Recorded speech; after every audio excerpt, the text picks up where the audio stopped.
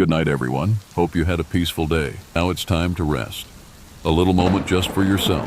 As you lie down in bed, let your eyes slowly begin to close and know that we're right here with you for another night, another journey. Welcome to Stories for Sleep.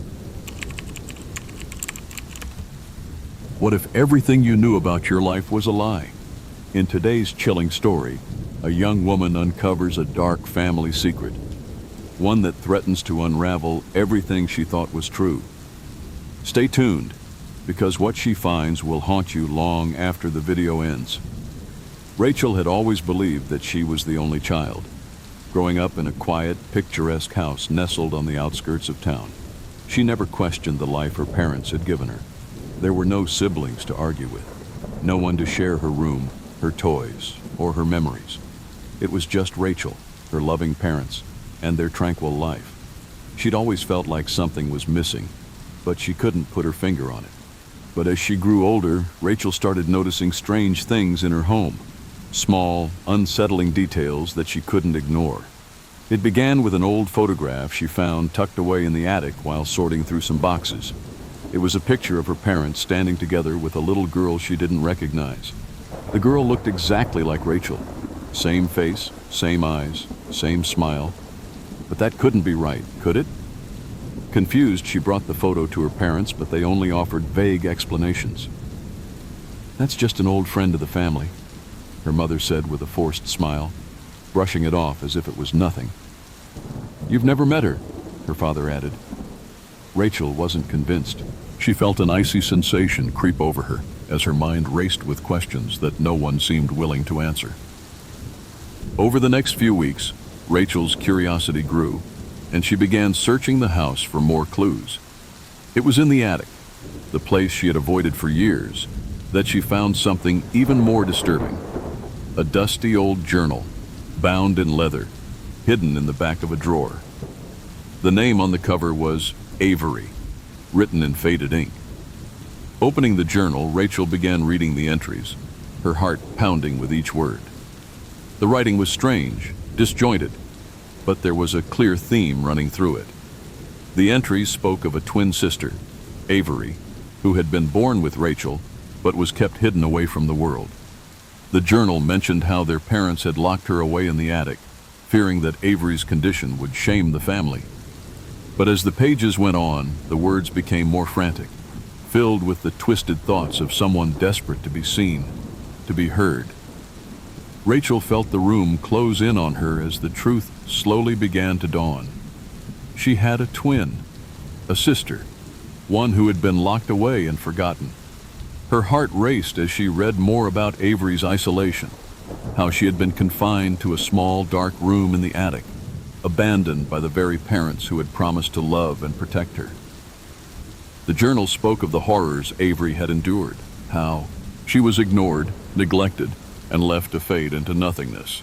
But as Rachel turned the page, the words took a terrifying turn.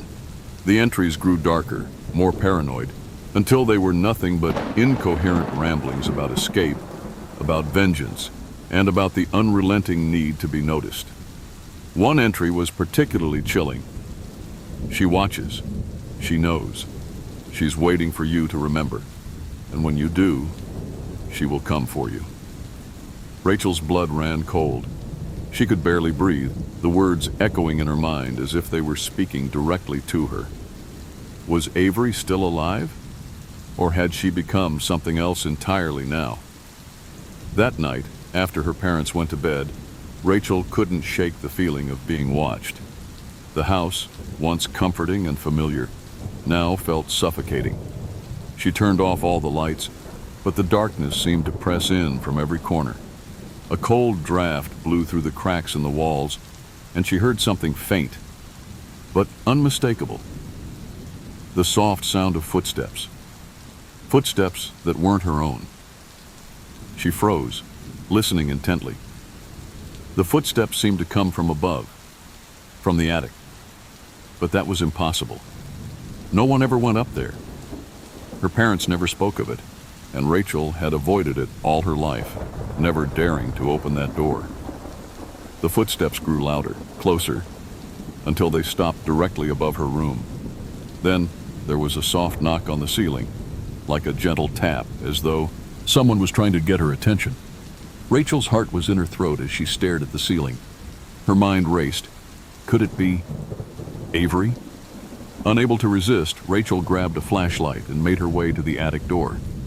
Her hands trembled as she turned the knob, but the door was locked. It hadn't been locked before.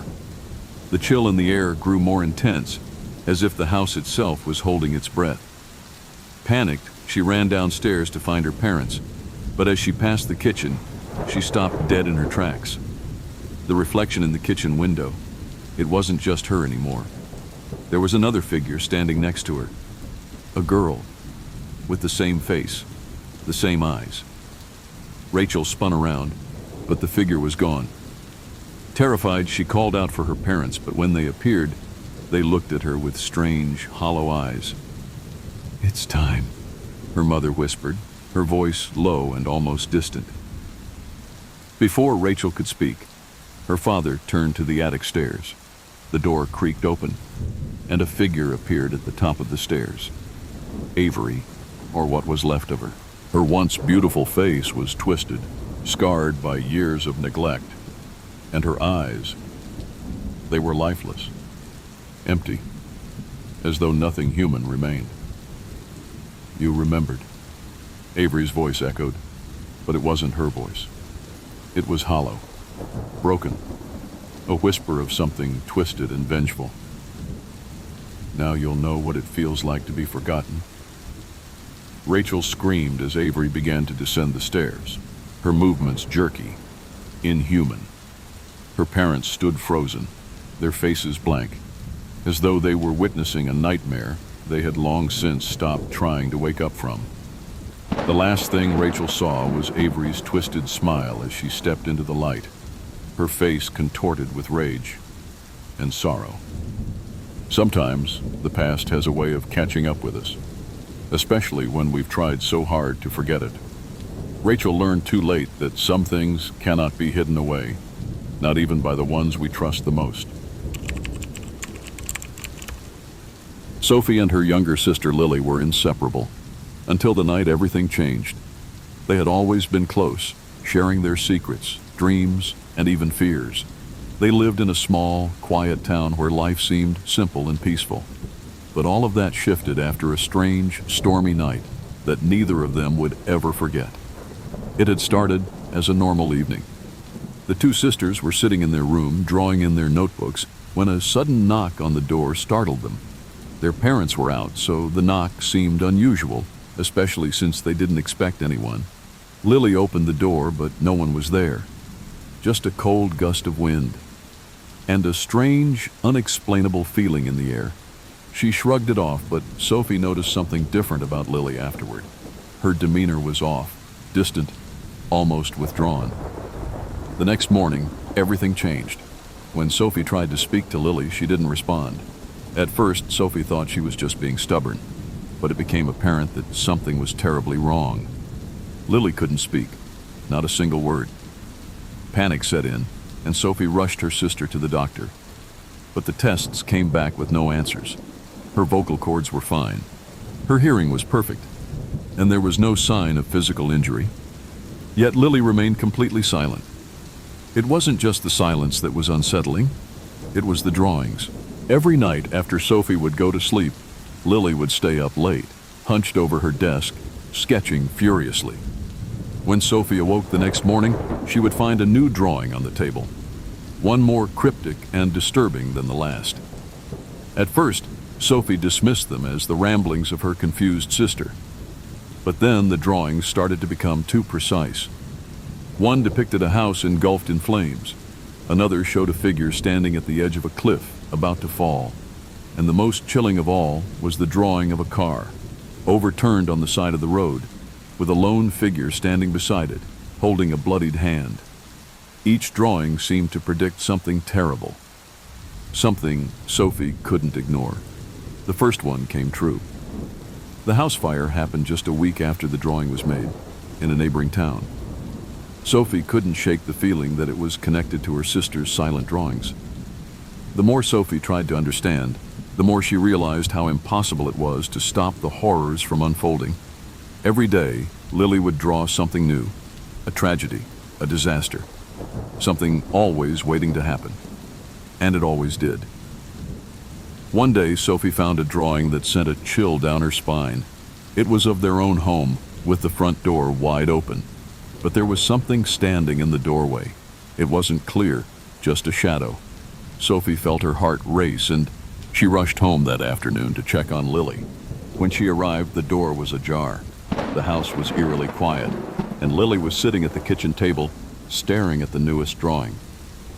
Sophie walked over, breathless with fear, and saw what Lily had drawn.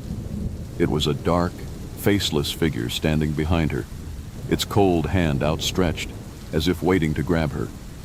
The air in the room felt heavy, suffocating, as though the very walls were closing in.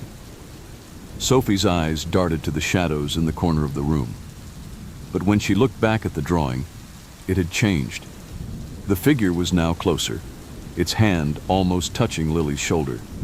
Sophie's heart skipped a beat. Just then, there was a knock at the door. Sophie froze, her pulse pounding. No one should have been there. The silence was deafening. She slowly walked toward the door, but before she could touch the handle, the door creaked open on its own.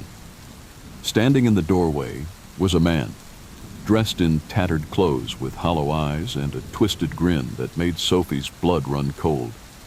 She stepped back in terror, but before she could scream, the man stepped inside, his eyes never leaving her. The world seemed to shift, becoming a nightmare of distorted images. The room started to spin, and Sophie felt herself losing control. The man reached out with a bony hand, his cold fingers grazing her cheek. She recoiled, stumbling backward. But Lily didn't move. She remained silent, staring at the figure with wide, empty eyes, as though she recognized him, as though she had been waiting for him.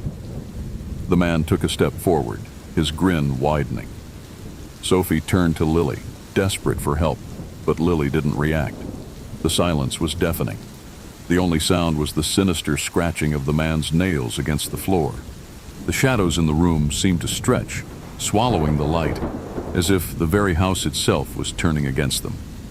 Just as the man lunged at Sophie, Lily finally moved. She reached into her bag and pulled out a drawing, one that Sophie hadn't seen before. It was of the same man, but this time there was a red X drawn across his face. As soon as Lily held it up, the figure stopped. His body stiffened, and he seemed to fade into the air, as if he had never been there at all. Sophie gasped for air, her chest heaving. But before she could say anything, Lily held up another drawing. It was a picture of Sophie, lying lifeless on the floor, her eyes wide open, her mouth frozen in a silent scream. Sophie felt a cold shiver run down her spine. Was this a warning? Or was it a prophecy? Lily's eyes met hers, but they were empty, void of any emotion. Sophie realized then that Lily wasn't just drawing events as they happened. She was controlling them. And the worst part? Sophie was the one who would be next. Some silence is more than just a lack of sound. When the world stops speaking, it might be because something far worse is speaking in its place. Sophie learned that the hard way, and her sister's drawings may be the only warning she'll ever get. What if someone you loved came back, but they weren't the same person anymore? In today's story, we dive into a terrifying mystery. What happens when a sister goes missing, only to return, changed forever? The quiet, peaceful town of Ashford had always been a sanctuary for Emma and her younger sister Sophie. Living in a modest house on the outskirts, they had a simple but happy life. But their world was about to be turned upside down by an event that would haunt them forever. It started on a cold, crisp autumn night. Emma and Sophie had just finished dinner when Sophie announced she was going to take a walk. She often liked to wander into the woods behind their house, where a thick fog always seemed to roll in just as the sun set. Sophie had been doing it for years, and Emma never thought twice about it. But that night, Sophie didn't come back. Emma waited in her room, glancing at the clock every few minutes. Hours passed, and Sophie still hadn't returned. A feeling of unease began to stir within her. She grabbed her coat and rushed out into the darkening woods, calling Sophie's name. The air was colder than usual, and the trees creaked as though they were alive, whispering secrets into the night. After an hour of searching, Emma stumbled across Sophie's coat, abandoned by the side of a narrow stream. Her heart raced as she bent down to pick it up, but there was no sign of Sophie. Panicking, Emma ran back home and called the police. The search was extensive, but there were no clues, no signs of where Sophie could have gone. It was as if she had vanished into thin air. 3 days later, just as Emma was beginning to lose hope, Sophie returned. But she wasn't the same. Emma opened the door to find her sister standing in the rain-soaked yard, drenched and covered in dirt, her hair tangled and matted. Sophie's eyes, once full of life, were now cold and empty. She stood still, unblinking, as though she was waiting for something. "Sophie? What happened? Where have you been?" Emma asked, her voice trembling. Sophie looked at her, her face expressionless. I was lost," she said. But her voice didn't sound like it belonged to her. It was hollow, flat, as though it was being forced out of her. I don't remember much." Emma led her inside, concerned, but Sophie refused to speak of what had happened. She didn't eat, didn't sleep, and became increasingly distant. There was something wrong, something deeply wrong with Sophie. At night, she would whisper to herself in strange, guttural tones that Emma couldn't understand. And sometimes, Emma would wake up in the middle of the night to find Sophie staring at her from the doorway, her eyes wide and unblinking. The most unsettling change, however, was the way Sophie looked at Emma. It was as if she didn't recognize her anymore, as if Emma was a stranger. She would ask strange, cryptic questions, things that only their mother would know, things that no one else would.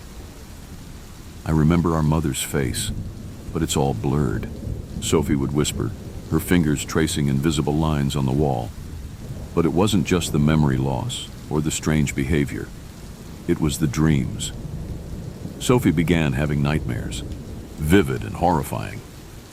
She would wake up in a cold sweat, screaming in terror, only to claim that she had been somewhere that felt wrong. Emma would try to comfort her, but Sophie would push her away, growling in a voice that wasn't hers. One evening, Emma decided to confront Sophie about the changes, desperate for answers. She found her sister sitting on the edge of the bed, staring at the wall. Her back was arched unnaturally, and her hands were shaking. Emma approached carefully, afraid of what she might find.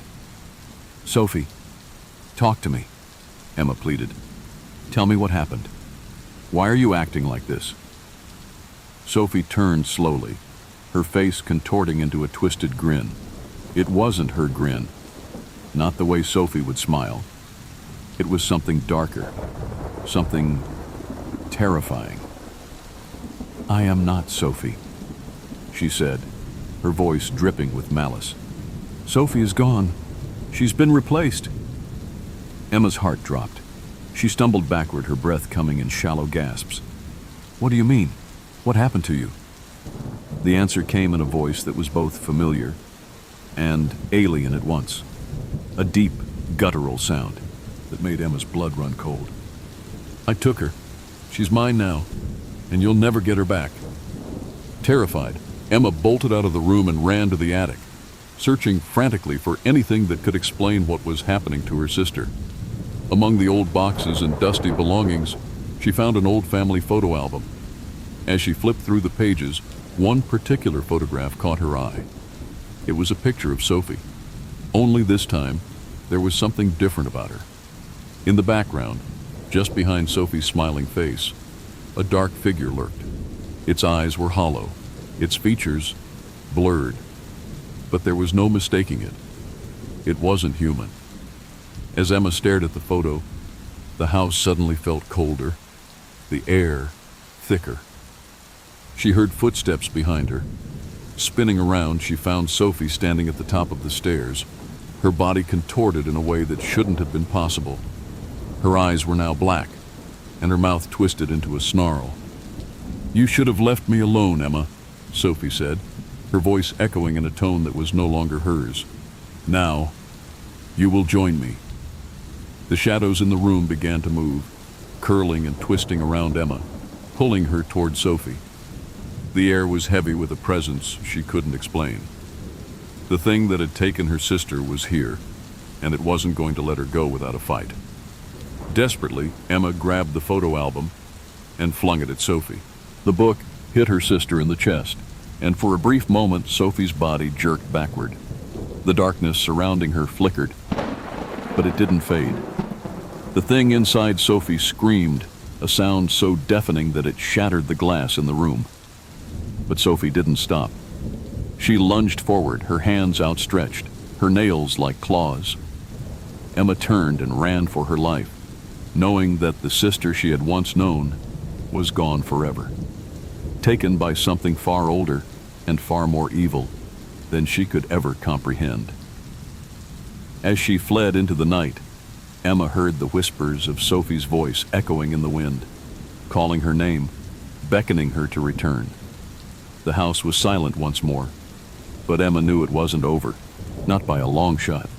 Some things aren't meant to be brought back, and some souls, once taken, are never truly lost, because they are never truly gone. What if your sister disappeared every year, only to return with no memory of where she went? In today's terrifying tale, a family is trapped in a cycle they can't escape, and the truth behind it is more horrifying than they ever could have imagined. The small town of Brookhaven was quiet, almost too quiet, especially when the sun began to set. Families gathered around their dinner tables. Children played in their yards, and the air had that crisp, familiar stillness that made the town feel like a place outside of time. But for the Williams family, there was always a sense of impending dread, as the calendar flipped to the same date every year. It started when Emma and her younger sister Lily were children. Every year, on the night of their mother's birthday, Lily would vanish. At first, it seemed like a simple childhood prank, like when a child sneaks off to explore or gets lost in the woods. But as the years went by, Lily's disappearances became more than just odd. They became terrifying. It was always the same. At exactly midnight, Lily would disappear. No one knew where she went. And when she returned the next morning, she had no memory of the night. There were never any clues, no signs of struggle, no traces of her presence in the woods or anywhere else. She would simply be gone for hours, only to return as if nothing had happened, confused and shaken, but with no memory of where she had been. As they grew older, Emma began to watch her sister more closely. There was a tension in the air every year as the date approached. Their parents tried to ignore it, pretending it was just some strange coincidence. But Emma couldn't shake the feeling that something was terribly wrong. She had heard rumors in the town about the disappearances, whispers of other families with similar stories, families who had lost loved ones on the same night, year after year. The first time Emma asked Lily about it, her sister had laughed nervously, claiming it was nothing, that she was just sleepwalking. But the fear in Lily's eyes was impossible to ignore. It was the kind of fear that only grows with time, the kind that gnaws at you, even when you can't explain why. That year, it happened again. Emma had been preparing herself, her anxiety building as the day wore on. The clock ticked toward midnight. She knew what was coming, but nothing could have prepared her for the dread that settled over the house as the hands of the clock reached 12. Lily, as usual, seemed unaffected. She was in her room, scrolling through her phone, acting like it was just another normal evening. But Emma couldn't shake the feeling that something was different this time. There was a heaviness in the air, a sense that something was about to snap. At exactly midnight, Lily stood up, her movements stiff and robotic.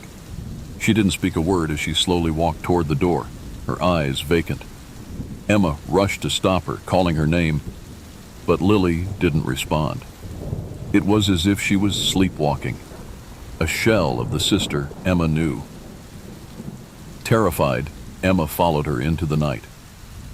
The air was cold, and a thick fog had rolled in from the woods, swallowing up the streetlights and turning the world into a ghostly blur. She called out again, but Lily was silent, her footsteps steady and unyielding as she moved further into the darkness. Emma's heart pounded in her chest. She tried to grab her sister's arm, but Lily wrenched it free, her gaze finally meeting Emma's. Her eyes were wide, but there was no recognition in them, just emptiness. And then, with a suddenness that made Emma's blood run cold, Lily turned and ran, disappearing into the fog. Her silhouette vanished as quickly as it had appeared. Emma chased after her, but the woods swallowed her whole. Every direction she turned seemed to lead her deeper into the shadows. And soon, she lost all sense of time.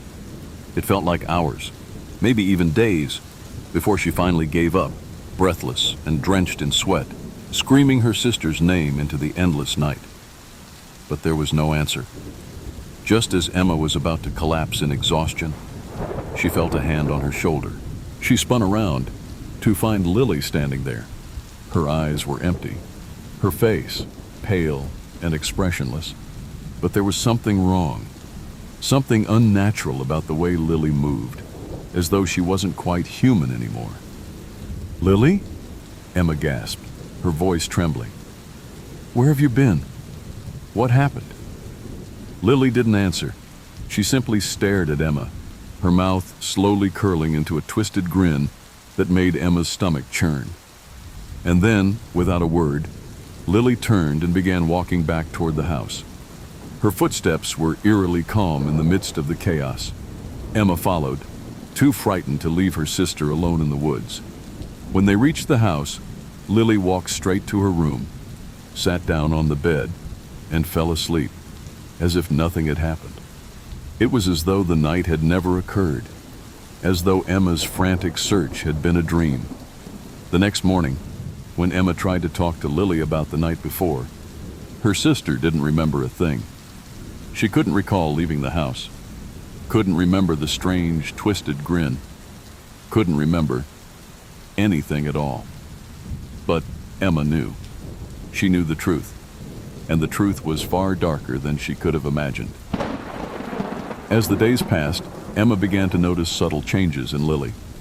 Little things, like the way she would stare at things for too long, or how she seemed to recognize faces from photographs, but not from memory. There were moments when Lily would break into laughter, but it wasn't her laughter. It was cold and detached, like someone else was inside her, pulling the strings. One day, Emma decided to go through their family's old journals, hoping to find answers to the mystery of the vanishing. She searched for hours, flipping through pages filled with dates and notes, until she found something chilling. It was a record of their family history, a lineage tied to an old legend of an ancestral curse that haunted the women of their bloodline.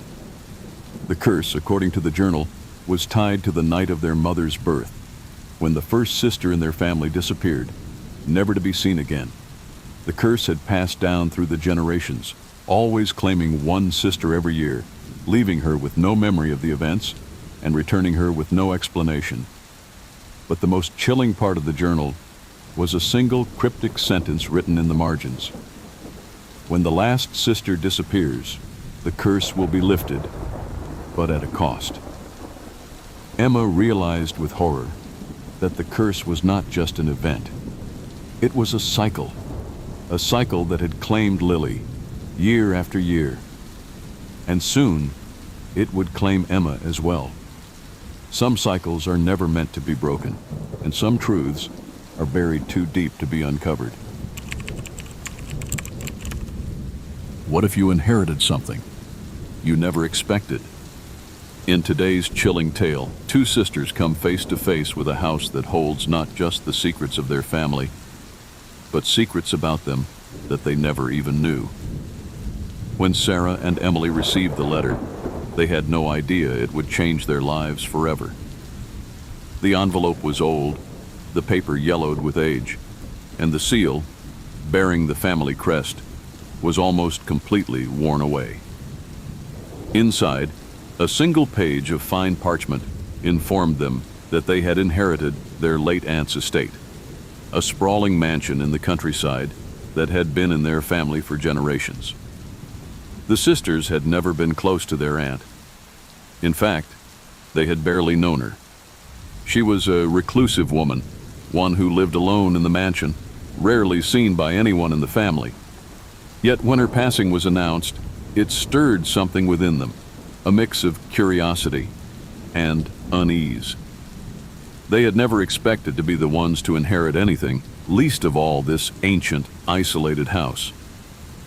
The day they arrived at the estate, a heavy fog clung to the ground, the trees shivering in the cold wind. The house loomed in the distance, an imposing structure that seemed to cast a shadow even under the bright midday sun. The windows were dark, as though the house had been holding its breath for years, waiting for them. Well, this is it. "Emily," Sarah muttered, standing at the wrought iron gates, staring at the massive front door. "Our inheritance." Sarah, always the more cautious of the two, hesitated. "It feels off, like it's watching us." "You're just being paranoid," Emily replied, rolling her eyes. But even she couldn't shake the feeling that the house had a life of its own. Something about it felt wrong. As they stepped inside, the air was thick with dust, and the scent of old wood and mildew filled their noses. The grand foyer was lined with portraits of people they didn't recognize, ancestors perhaps, staring down at them with cold, lifeless eyes. The walls were adorned with tapestries that seemed to shift ever so slightly when they weren't looking directly at them. "Hello?" Sarah called out into the empty house, her voice echoing eerily through the silence. No answer. They explored the house room by room, each one more unsettling than the last. The furniture was covered in sheets, and the floorboards creaked with every step they took. But it wasn't just the house that felt strange. It was the feeling that followed them everywhere. The sensation that the house knew them, knew things about them. The first night, as the sisters sat by the fireplace, they heard a whisper, soft at first, like the wind outside, but growing louder with every passing moment. It sounded like a voice, low and raspy, calling their names. They both turned toward the sound, but no one was there. "Did you hear that?" Emily asked, her voice trembling. "I think it's just the wind," Sarah replied, though she wasn't sure. It sounded too deliberate. But the whispers didn't stop. They continued through the night, growing louder, more insistent.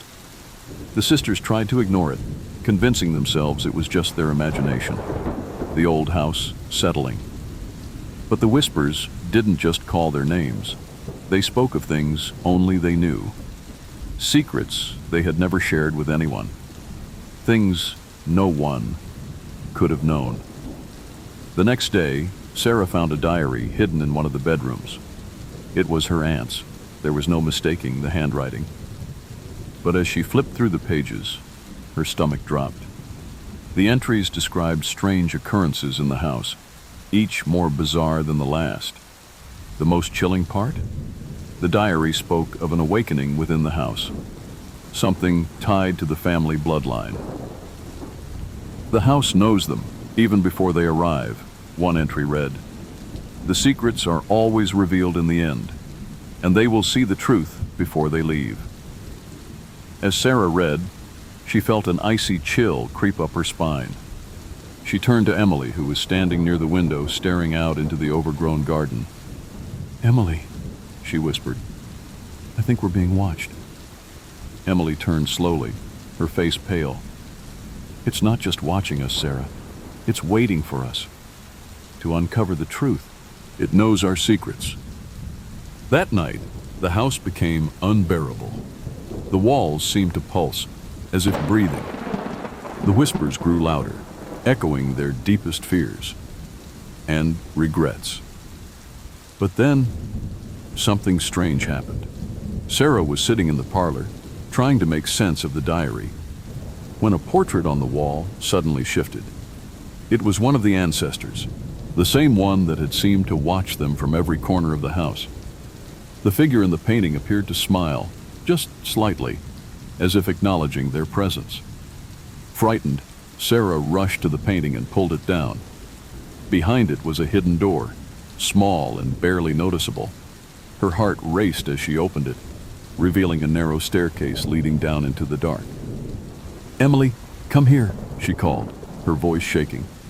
Emily hurried over, and together they descended into the hidden room below. At the bottom, they found an old cellar, its stone walls lined with shelves containing strange old artifacts. But what caught their attention was the large, ornate mirror hanging on the far wall. It wasn't just any mirror. It was framed in intricate carvings that seemed to shift when they weren't looking directly at them. As they approached, they both felt a cold wave wash over them. And when Sarah looked into the mirror, she saw herself. But she was different. Her face was pale, her eyes hollow. Her reflection grinned back at her, a grin that wasn't hers. Before she could react, the mirror seemed to come alive. It rippled like water, and the reflection of Sarah reached out her hand, pressing against the glass, beckoning her. The room began to spin, and a voice, her aunt's voice, echoed in the chamber. "You have awakened it, my dear," the voice whispered. "The house has been waiting for you, and now it will take everything you hold dear." Suddenly, the door slammed shut behind them, trapping them in the cellar. The air grew thick, and the shadows in the room shifted, twisting into forms that were far too real. They could hear footsteps approaching, but no one was there. The house had not only known their secrets, it had been waiting for them to uncover them. As the mirror shimmered one last time, Sarah saw herself being dragged into it, her reflection now the one in control, her face twisted into an expression of pure malice. Emily screamed, but it was too late. The house had claimed them both. And in the end, their inheritance was not a home, but a prison. Some inheritances are not meant to be claimed, and some family secrets should stay buried forever, buried. Imagine finding a mirror in your attic, something old and forgotten. But when you look into it, you don't see your reflection. You see the future. And sometimes, it's a future you can't escape. It was a rainy afternoon when Jessica discovered the mirror. She had been exploring the attic of their family home, a place she hadn't ventured into in years. The house, built in the early 1900s, had always felt old. Its creaking floors and dimly lit corners made it feel as though it was hiding something. And that afternoon, she uncovered one of its darkest secrets. At the far end of the attic, covered in dust and wrapped in an old sheet, she found the mirror. It was large, framed in dark wood that had been carved into intricate patterns of vines and faces. Something about it felt off, as though it didn't belong in the attic at all. Jessica hesitated for a moment, her fingers brushing against the cold, smooth surface of the glass. With a deep breath, she uncovered it and stood before it, expecting to see her own reflection. Instead, the glass seemed to ripple slightly, and then it was as if she was looking through a window into another world. The reflection wasn't just of herself, but of a scene she didn't recognize. In the mirror, she saw herself, standing on the edge of a bridge. Her hands were trembling, and she looked terrified, like she was about to fall. But what shook Jessica the most was that she hadn't been near a bridge for years, not since she was a child. The reflection shifted, and the scene changed.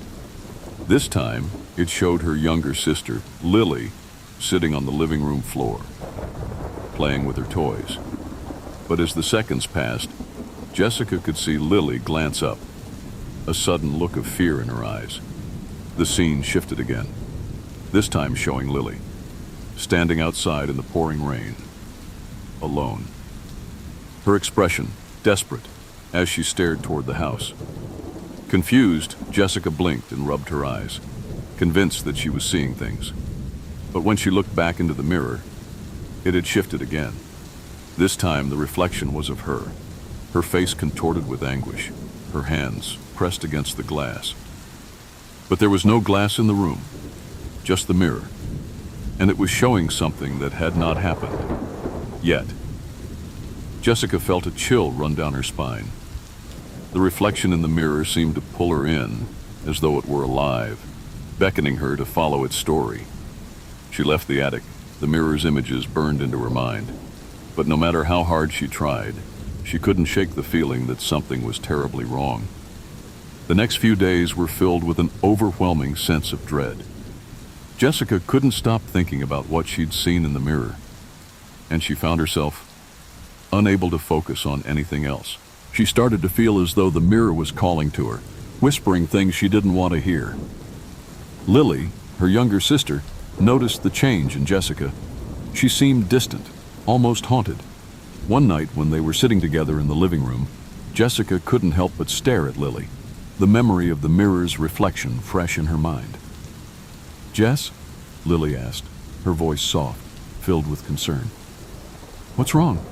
You've been acting strange." Jessica swallowed hard, her eyes darting toward the window. The rain was coming down in sheets, just like the scene she had seen in the mirror. "I don't know how to explain this," Jessica began, her voice shaking. "But I think I saw the future. I saw something bad happening to you, and I think it's already started." Lily frowned, clearly confused. "What are you talking about?" But Jessica couldn't say it. How could she explain that she had seen her sister, alone in the rain, with nowhere to run, in a moment of terror that had yet to come?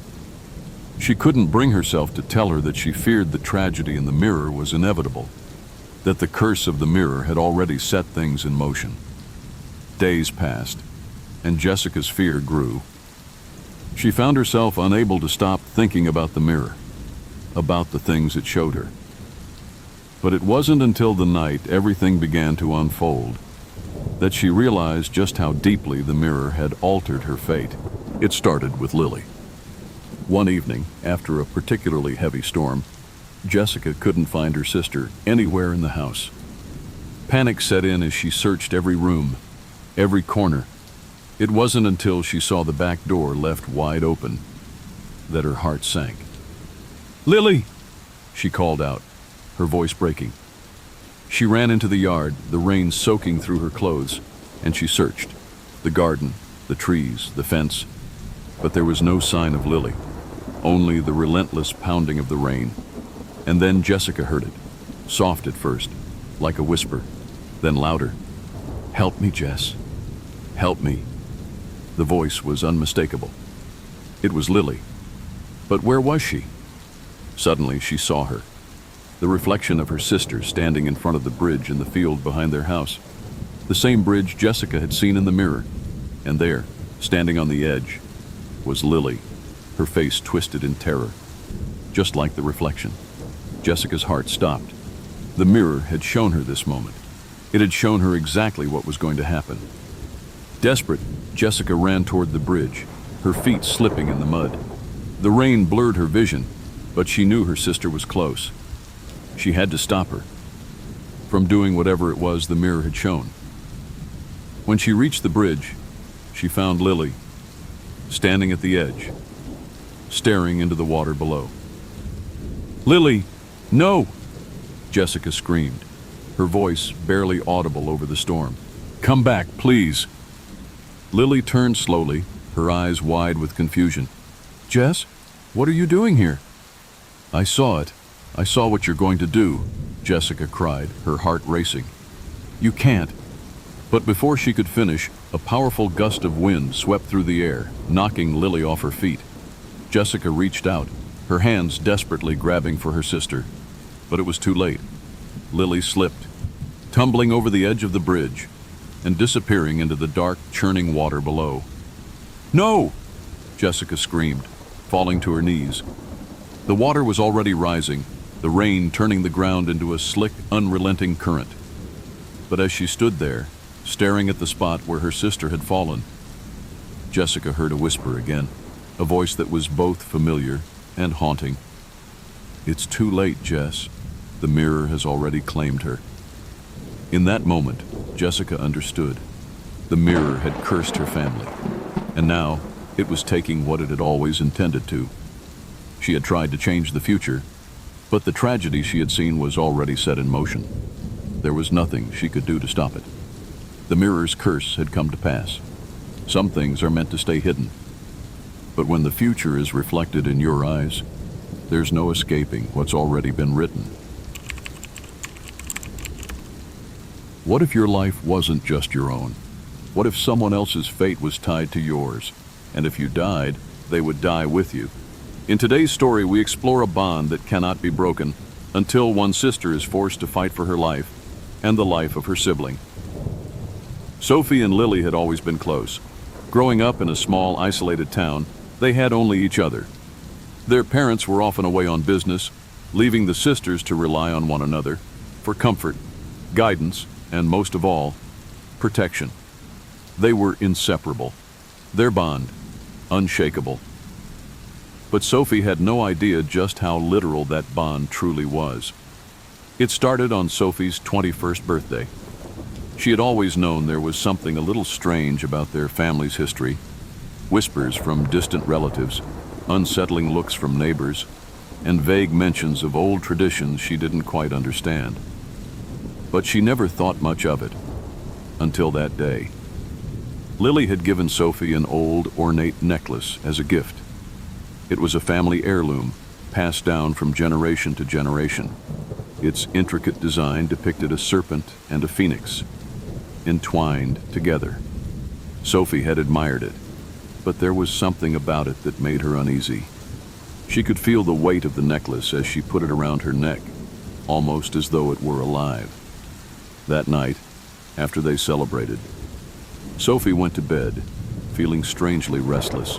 The winds outside howled, and a storm began to roll in, rattling the windows.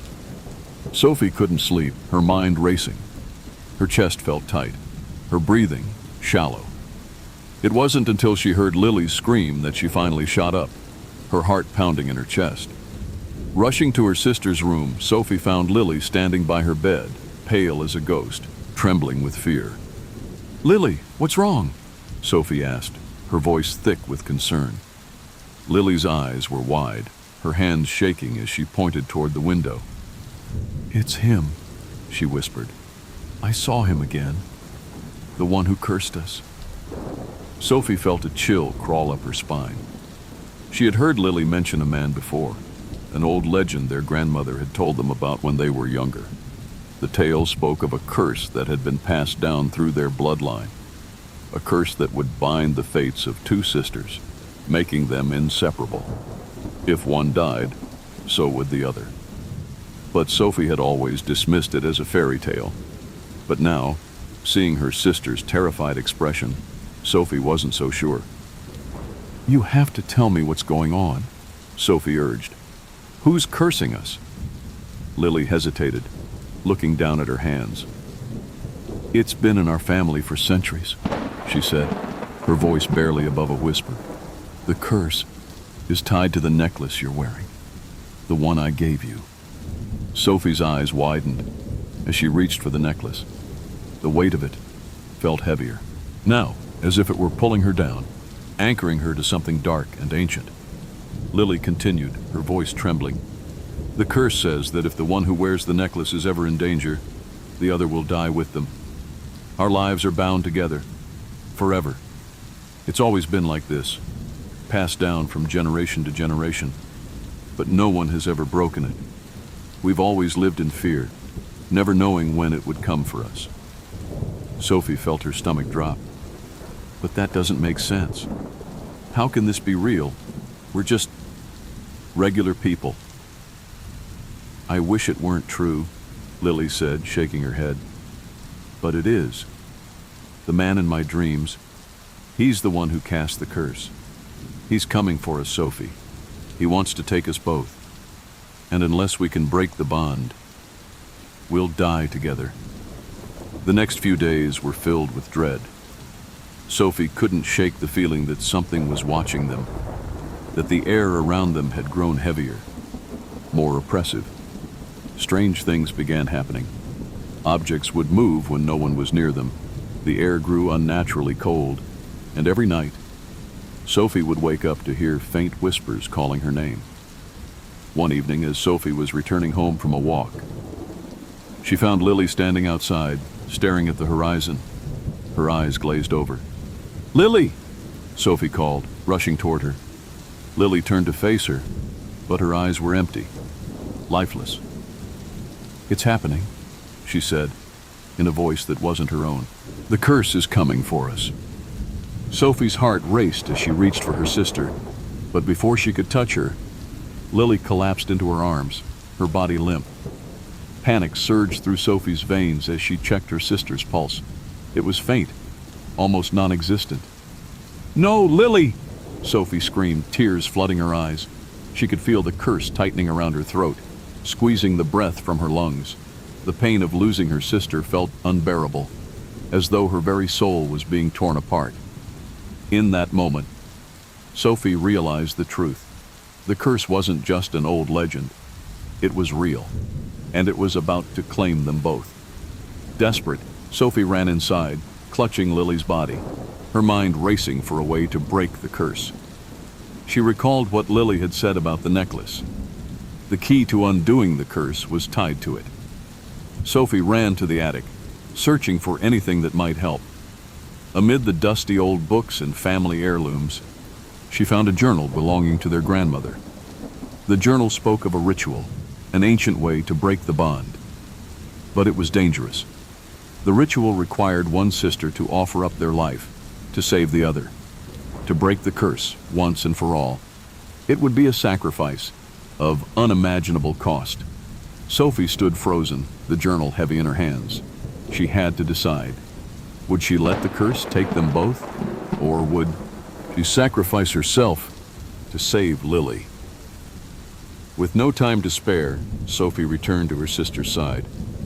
Lily was fading, her breaths shallow. The curse was pulling her in, pulling them both closer to death.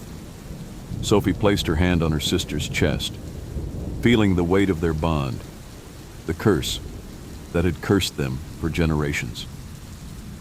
"I'll save you, Lily," Sophie whispered, her voice shaking with fear and love. In that moment, Sophie closed her eyes and whispered the words of the ritual. A dark energy swirled around them, and the air became thick with shadows.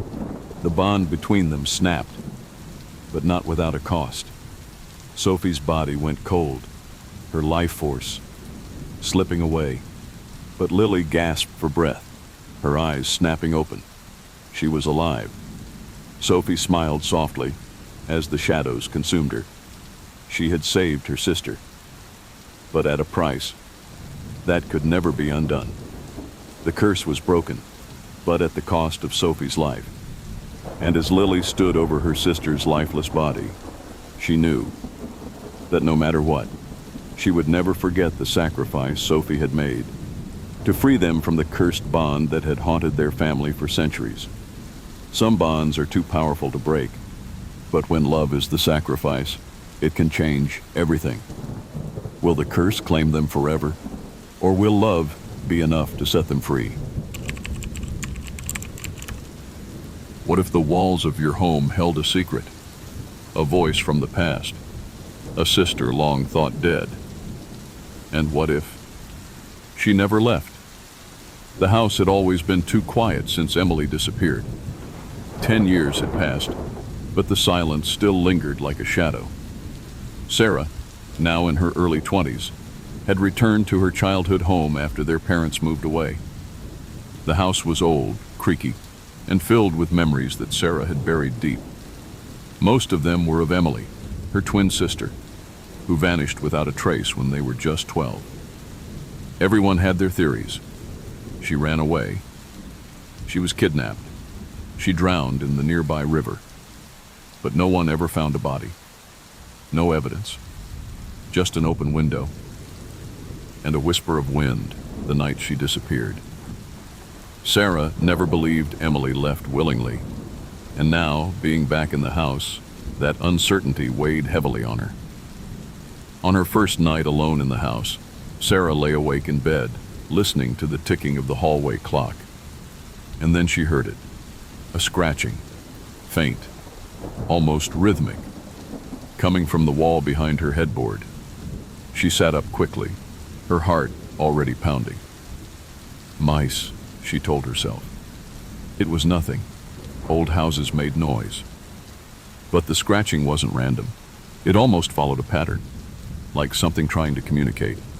The next night, it returned. But this time, there was something else. A voice. It was soft, hoarse, barely above a whisper. Sarah! She froze. The voice came from inside the wall. Close. Too close. Sarah! Help me! She ran from her room trembling and didn't return until the sun came up. But when she finally worked up the courage to go back, everything was normal. The walls were still, silent. But night after night, the voice returned. Don't leave me. At first, Sarah thought she was losing her mind. Maybe it was the loneliness, or the memories, or something buried in her grief. But when she placed her ear to the wall, she heard it again, clearer this time. It's me, Emily. It couldn't be. Emily was gone. Everyone knew it. But the voice knew things, personal things. Childhood memories only the two of them shared. Lullabies, secrets, games they used to play under the stairs. Sarah's disbelief slowly turned into obsession. She began tearing at the wallpaper, pulling shelves away, knocking on the wood. Her friends told her to stop, that she was spiraling. But Sarah couldn't let it go, because the voice was getting stronger. Behind the blue wall, find me. Sarah remembered the playroom. It had been painted blue when they were little, a small space near the attic, sealed off when their parents had started renovations years ago and never finished. She went there at midnight. The room was dusty, the air stale. But the moment she stepped inside, the walls seemed to hum. Sarah pressed her ear to the largest panel. Nothing. And then, knock, knock, knock. She stepped back, her breath caught in her throat. Taking a deep breath, she grabbed a nearby hammer and struck the wall. Once, twice. On the third hit, the wood cracked, and behind it, she saw darkness. A narrow, hidden space. Crawling inside with a flashlight, the air grew colder. The beam of light flickered, cutting through cobwebs and dust. And then she saw it. A small room, and in the center, a mattress, torn and old. A broken toy horse. Child-sized clothes. Scratched walls, covered in words. I'm here. She hears me. Don't forget me. Sarah backed away, heart racing, until the flashlight landed on the final horror. Bones. Small. Human. Wrapped in a faded, familiar sweater. Emily's sweater. Sarah screamed, and from the walls, the whisper returned. Gentle, calm, and heartbreaking. Thank you, Sarah. Now, I can rest. Sometimes, the ones we've lost were never far away. Sometimes, they were just waiting for someone to listen. Every family has secrets, but some are darker than others. In tonight's chilling story, an older sister discovers a truth so terrifying, her parents would kill to keep it buried. What she finds in the attic will haunt you forever. Ava Morgan had always known there was something off about her family. Her parents were kind, on the surface. Her mother kept a perfect home with a warm smile and spotless kitchen. Her father, a quiet man, spent most of his time in his study, behind a locked door. And then, there was her little brother, Jonah, pale, sickly, and oddly quiet for an 8-year-old. He rarely spoke, never went outside, and only appeared at dinner, his eyes always downcast. It wasn't until Ava turned 17 that she started to notice how much of their life revolved around secrecy. There were rooms in their house she wasn't allowed to enter, locked cabinets, whispered conversations that stopped the moment she entered the room, and there was the attic, always padlocked, always off limits. One rainy afternoon, when her parents left in a rush to take Jonah to a last-minute doctor's appointment, Ava's curiosity got the better of her. She had seen her mother open the attic once, keys jangling nervously in her hand. Now the keys were hanging by the back door. Ava stared at them for several minutes before reaching out. The lock creaked open slowly. A cold draft hit her face as she pushed the attic door upward. The smell was strange. Old dust mixed with something rotten. Heart pounding, she climbed the narrow staircase. Inside, she found an old trunk covered in a white sheet. Beside it were boxes labeled with names she didn't recognize. Margaret, Stephen, Clara. None of these names belonged to anyone in her family, at least not anyone she knew. She opened the trunk. Inside were yellowed documents, faded photos, and baby clothes. The photos showed children, some smiling, some expressionless, all dressed in similar clothes to what Jonah wore. But what made Ava's stomach turn was the writing on the back of each photo. Stephen, age 8, failed. Clara, age 9, progressing. Jonah, age 8, promising. Her hand shook as she reached deeper into the trunk and pulled out a worn journal. It belonged to her grandfather, someone her parents rarely talked about. As she read the entries, her horror grew. He spoke of a family curse, one tied to their bloodline. Every generation, one child had to be prepared to act as a vessel for something ancient, something hungry. If the ritual failed, the child would vanish. If it succeeded, the family prospered. Ava dropped the book, backing away as cold realization hit her. Her parents weren't just overprotective. They were grooming Jonah for a ritual. He wasn't sick. He was being conditioned, just like the others. She rushed to her room and waited. That night, when her parents returned, their expressions were too calm, too deliberate. Her mother made dinner. Her father locked his study again. Ava didn't sleep. The next morning, she confronted them at breakfast. Her voice trembled as she asked about the attic, the names, the ritual. Her mother went still. Her father didn't move. "Where did you hear that?" her mother asked coldly. "I found Grandpa's journal," Ava said, clutching the book in her hand. "I know everything." Her mother slowly stood up. "You shouldn't have gone into the attic." Jonah looked up from his plate, his voice barely a whisper. "Ava, run." Before she could react, her father lunged toward her.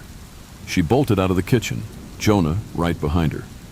They ran into the woods behind the house, the early morning fog wrapping around them like a shroud. They didn't stop until they reached the old barn, long abandoned and half collapsed. Inside, Ava held Jonah close, her heart racing. "I won't let them take you," she whispered. "We'll leave. We'll tell someone." Jonah looked up at her, something strange flickering in his eyes. "It's too late." Ava blinked. "What?" He stepped back, smiling now, but not his usual quiet smile. Something had changed in his face. His voice dropped, hollow and ancient. "They already gave me to it." Ava froze. As the shadows behind her shifted, something moved in the barn rafters. Something not human. She turned to run, but it was already there. The Morgans never filed a missing persons report. Their daughter Ava was said to have run away, but on stormy nights, people passing the Morgan home say they hear two children laughing from the attic. One of them is Jonah. The other, no one recognizes. Some paintings tell stories, but some paintings take lives. In tonight's unsettling tale, a woman discovers a portrait that is not just a work of art. It's a doorway to something much darker. Every night it changes, erasing more of her sister's existence until the truth is too terrifying to ignore. Claire Winthrop had always known her grandmother's house was strange. It stood at the edge of town, its stone walls weathered and covered in ivy, the windows perpetually fogged as though the house was trapped in some other time. When Claire's grandmother passed away, she inherited everything: the old furniture, the cluttered attic, and, most importantly, the paintings. Her grandmother had been an avid collector of art, and each piece in the house had its own history, its own story. But there was one painting in particular that Claire couldn't shake from her mind: a large, oval-framed portrait hanging above the fireplace in the parlor. It had always intrigued her as a child. It was of two little girls, young sisters, barely older than 8 or 9. One had dark brown hair with a mischievous grin. The other, fair-haired and pale, gazed out of the frame with solemn, distant eyes. Claire could see a reflection of herself in the faces of those girls. The dark-haired one, with her impish expression, was her. She recognized the smile. The other girl, the pale one, had a soft face Claire couldn't quite place, but something about her felt familiar. It was as if the girl had been someone she once knew, someone she should never forget. But the unsettling part, the name beneath the painting, the two sisters, didn't match the names of anyone in her family.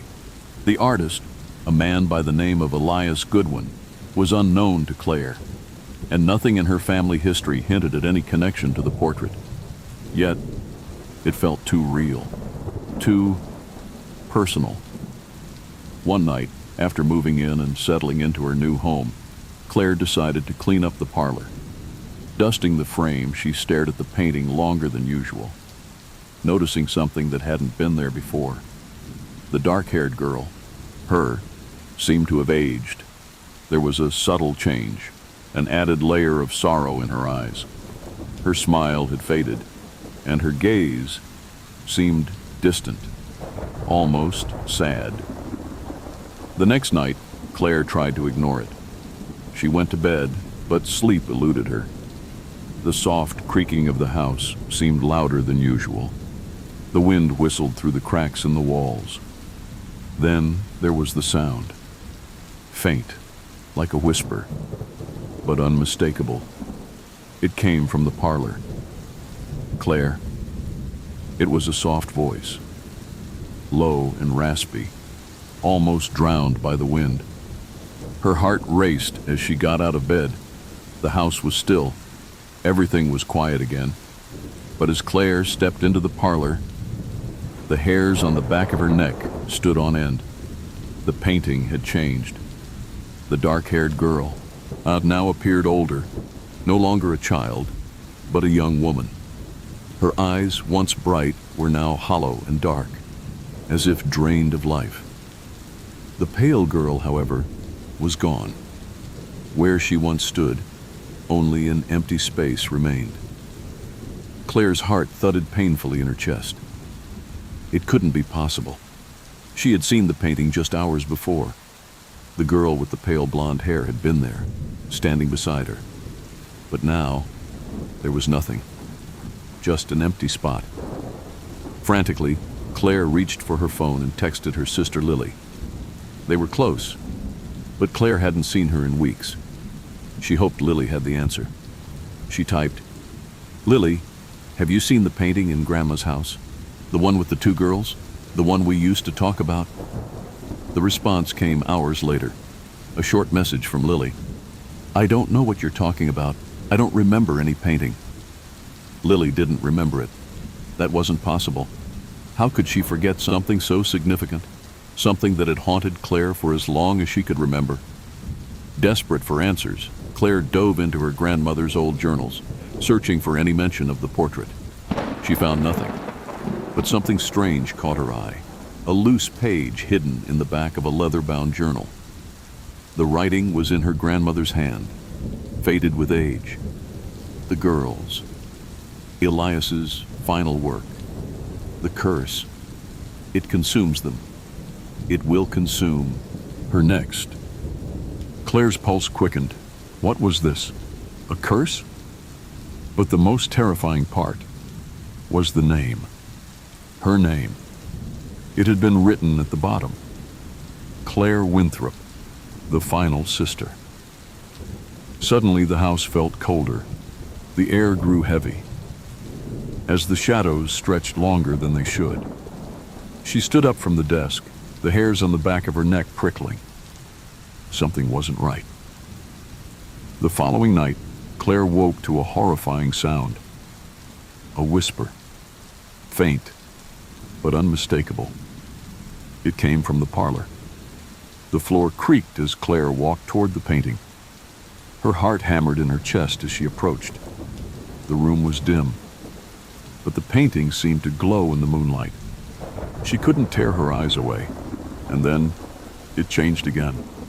The dark-haired girl was almost completely gone, her form now a mere shadow of itself. Her eyes were black voids, and her face twisted into something unrecognizable. But worse still, the pale girl's face reappeared, but it was twisted too. Her features stretched and grotesque, as if her skin had been pulled too tight. Her lips curled into a grin, a menacing, evil smile. Claire took a step back, terrified. She could hear Lily's voice, distant, as if from far away. "Claire, help me!" Claire's mind spun. She needed to find Lily. She had to save her. The next morning, Claire rushed to her sister's apartment, heart pounding in her chest. She rang the doorbell, but there was no answer. Panicking, she forced the door open. The apartment was empty. Lily was gone. Suddenly, Claire remembered the journals, her grandmother's final entry. She rushed back to the house, her breath ragged with fear. The painting had shifted again. Only this time, there was no longer a girl with dark hair. There was no girl at all, just a vacant, hollow space, where the two sisters once stood. And as Claire stared at the empty canvas, the whispers began again, louder now, all around her. "You are the last. It's your turn to vanish." Claire Winthrop is now nothing more than a faded memory, her name lost in time. No one remembers her. No one remembers Lily. And the painting still hangs, waiting for the next victim, its eyes forever searching for the next soul to consume.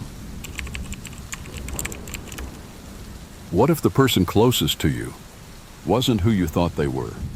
Tonight's story will chill you to the bone, as a woman's life is turned upside down when her sister, once her closest companion, begins to act differently. But it's not her sister. Something far darker has taken her place. It was supposed to be a routine trip, a weekend getaway, a quick escape from the grind of life. For Sophie and her younger sister Emily, it had been an opportunity to reconnect after months of growing apart. A weekend in the mountains, hiking trails, and escaping the noise of the city. But that weekend ended in disaster. The car accident had happened so suddenly that Sophie still couldn't fully remember it. One minute they were laughing, the next, everything went black. When Sophie woke up, she was in a hospital bed, her body bruised and battered, and Emily was gone. The doctors told her that Emily had died at the scene, a broken neck, severe head trauma. It had been instantaneous, they assured Sophie, a freak accident, just one of those things. But Sophie couldn't shake the feeling that something wasn't right. The pain of losing her sister was unbearable, but something about the way the doctors spoke to her felt detached. It was like they were treating her as though she had already mourned, when she hadn't even fully accepted the loss. It was late one night, a few weeks after the accident, that Sophie saw her for the first time. She was sitting on the couch, staring at the photographs on her phone. Her heart clenched at the sight of Emily's smiling face, her eyes so full of life. Then, she heard the soft sound of footsteps behind her. Familiar. Light. Sophie turned around, half expecting to see her mother or someone else in the house. But there, standing in the doorway, was Emily, or rather, someone who looked exactly like her. The woman was wearing the same old hoodie Emily used to wear, and her messy hair was tied into the same half-hearted bun. Sophie blinked. "Emily?" she whispered, voice shaky. The woman smiled, but it wasn't Emily's smile. It was cold, empty, like a shadow of the warmth that had once been there. Who are you?" Sophie asked, her voice trembling with confusion. The figure didn't speak. Instead, it simply stepped forward, tilting its head slightly, as if studying Sophie.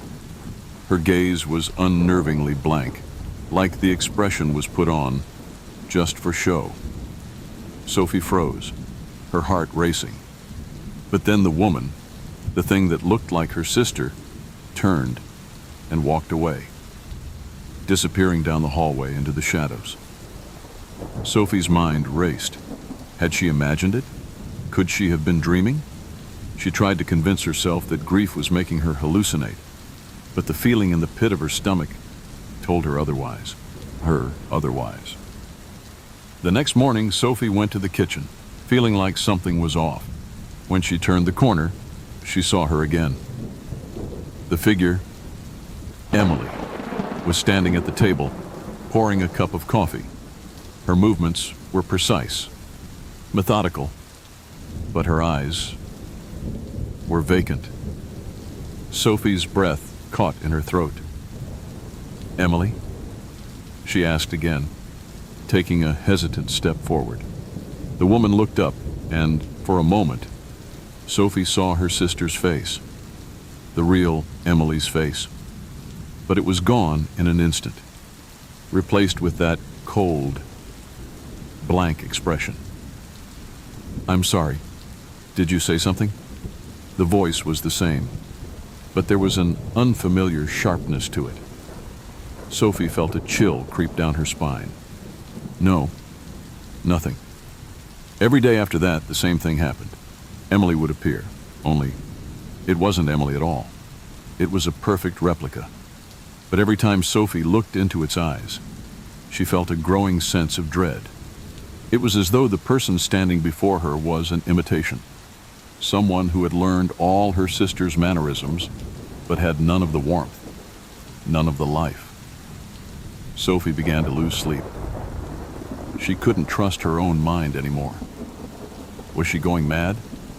Every time she looked at her reflection, she wondered if it was truly her staring back. She began to feel paranoid, as if the whole world around her was slowly fading into something unfamiliar. And then, one night, it all came crashing down. Sophie woke to the sound of whispering, soft but persistent. She sat up in bed, looking around, her pulse racing. The whispering seemed to be coming from the hallway. She stood up and crept toward the sound. There, standing at the end of the hallway, was the figure again, Emily.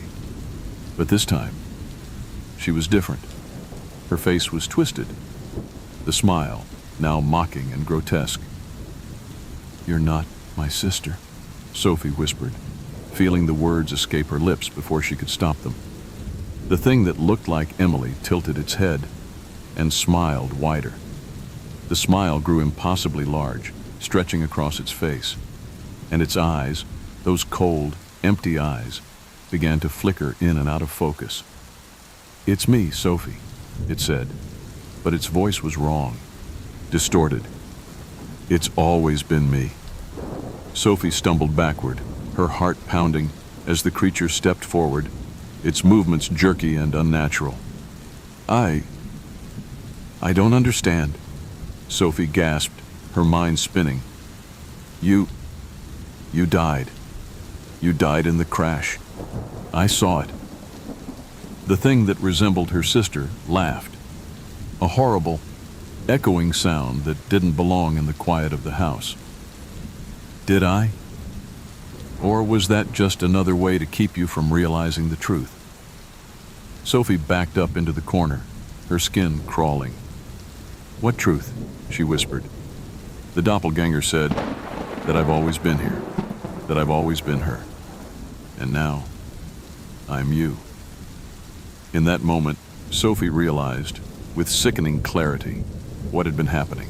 The thing before her, the one that had looked like Emily, the one that had been slowly erasing everything Sophie knew, had been slowly replacing her sister, taking on her life piece by piece. Sophie never made it out of the house. The next morning, her family found her, but something was wrong. The girl that stood before them was not Sophie. It was someone else entirely, a stranger in her own skin, a doppelganger, the real Sophie.